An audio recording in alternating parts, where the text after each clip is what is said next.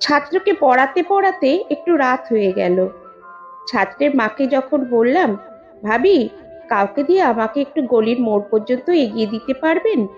আসলে এই গলিতে কিছু বখাটে ছেলেরা বসে আড্ডা দেয়, তাই যেতে একটু ভয় লাগে। আমার কথা শুনে ছাত্রের মা হাসতে হাসতে বলল, তুমি ভয় পাও নাকি তোমাকে দেখে গলির ছেলেগুলো উল্টা ভয় পায়?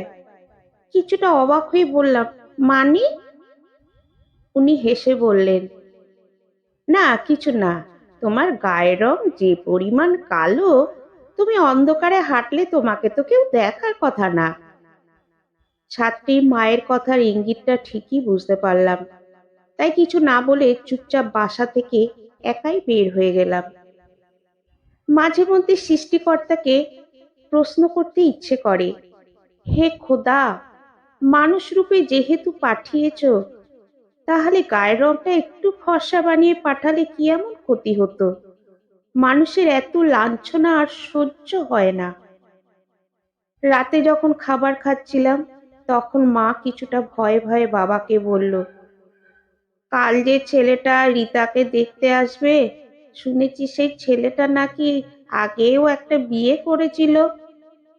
বাবা খেতে খেতে কর্কশ গলায় বললেন, করেছিল বিয়ে। সেই সংসারে নাকি 6 বছরের একটা সন্তানও আছে। আছে।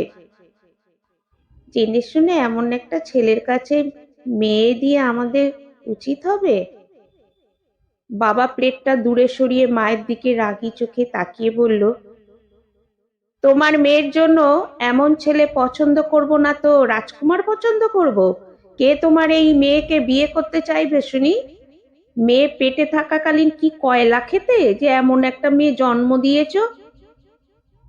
একটা কথা কান খুলে শুনে রাখো লুলা, ল্যাংড়া কানা যেই মেয়েকে পছন্দ করবে, আমি তার সাথেই মেয়েকে বিয়ে দেব।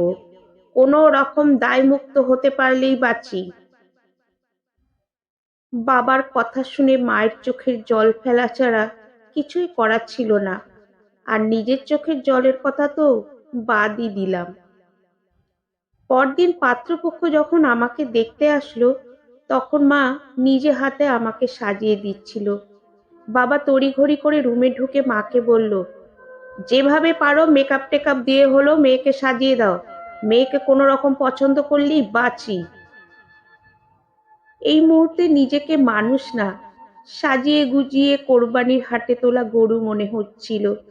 গরুকে সুন্দর করে সাজালে ক্রেতাদের যেমন আকর্ষণ বাড়ে, তেমনি আমাকে সাজানো হচ্ছে যেন ছেলেপক্ষ পছন্দ করে। ছেলেপক্ষ আমাকে দেখে খুব একটা পছন্দ করলো না। বাবার কাছে অনেক টাকা যৌতুক চাইলো, যৌতুকের বিনিময়ে বিয়ে হবে। পাত্রপক্ষ চলে যাওয়ার পর বাবা আমার কাছে এসে বলল, বাজারে তো বিষ পাওয়া যায় নাকি, খেয়ে মরে যেতে পারিস না? আমি কিছু না বলে শুধু পাথরের মতো বসে রইলাম।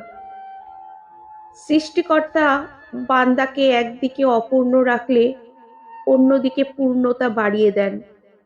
দেখতে অসুন্দর হলেও পড়াশোনায় মোটামুটি ভালোই ছিলাম। নিজ কানে আশেপাশের মানুষ ছাড়াও জন্মদাতা বাবার অনেক অপমানসূচক কথা শুনেছি।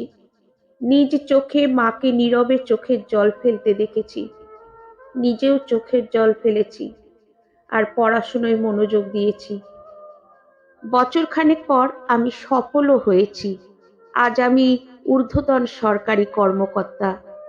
একদিন অফিস থেকে বাসায় ফিরে দেখি ছাত্রের মা এসেছে তার ভাইয়ের সাথে আমার বিয়ের প্রস্তাব নিয়ে।